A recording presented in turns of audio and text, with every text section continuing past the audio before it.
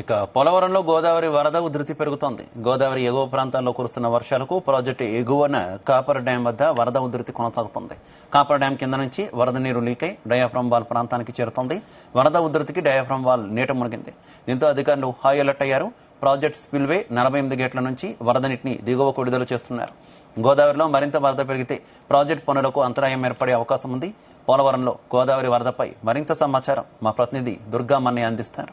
ఎగువ ప్రాంతాల్లో కురుస్తున్న భారీ వర్షాలకు పోలవరం వద్ద గోదావరి వరద గంటకు పెరుగుతుంది. మనం ప్రస్తుతం పోలవరం ప్రాజెక్ట్ స్పిల్వే వద్ద ఉన్నాం. గోదావరి వరద భారీగా పెరగడంతో అధికారులు అయితే అప్రమత్తమయ్యారు. దాదాపుగా స్పిల్వే 48 గేట్ల ద్వారా ఇంచుమించుగా 46,000 క్యూసెక్కుల వరద నీటిని దిగువ విడుదల చేసిన పరిస్థితి ఉంది. అదేవిధంగా గోదావరిలో వరద పెరగడంతో కాపర్ డ్యాం వద్ద సీపేజ్ ద్వారా వాటర్ అనేది లీక్ అవడం జరుగుతుంది.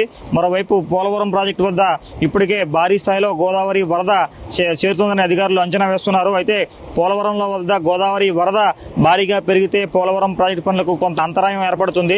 అదేవిధంగా ఇప్పటికే పోలవరం ఉప మండలైన వేలేరుపాడు, కుక్కునూరు ప్రాంతాలలో ముప్పు మండలాల్లో కూడా అధికారులు అయితే హెచ్చరించారు. అదేవిధంగా ఆ గ్రామాలకు కొన్ని హెచ్చరికలు అయితే జారీ చేశారు.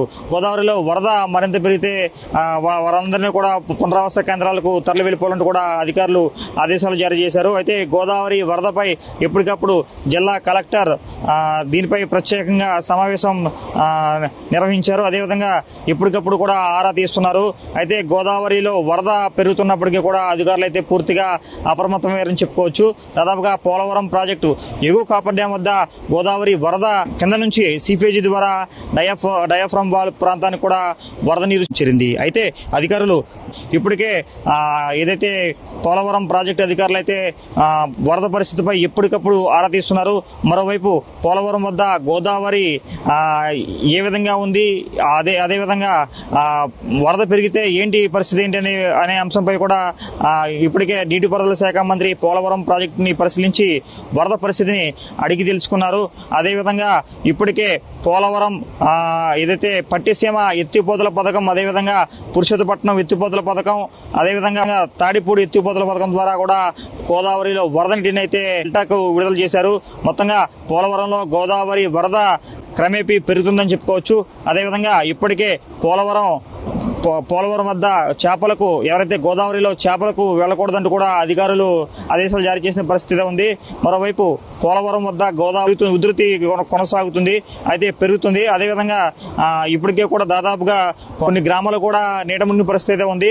మొత్తంగా పోలవరం ప్రాజెక్టు వద్ద గోదావరి క్రమేపీ పెరుగుతుందని చెప్పుకోవచ్చు.